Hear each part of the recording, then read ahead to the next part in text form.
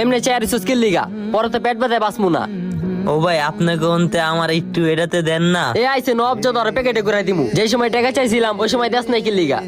ও ভাই ওই সময় টাকাটি আমার একটা জরুরি কামে লাগতো। তো হবাই খাইতে চাস কি লিগা?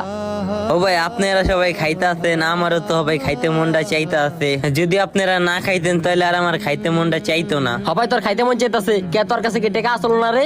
ভাই আমার কাছে টাকা ছিল 400 টাকা। তোরে দিতে পারবো না, আমরা টাকা দিয়ে খাইতাছি না। তুই 200 টাকা আমগুলো লগে ভাগে দিলে কি হইতো? প্রত্যেকটা বলাবেন টাকা দিয়ে খাইতাছে, তুই মাগনা খাইতে আইছস। ও ভাই আমার ওই টাকাটা তো আমি দেশে পাঠাইয়া দিছি। আমার আছে না এই পাউডার পুরাটা ব্যথা, ওষুধ কিনতে হইব।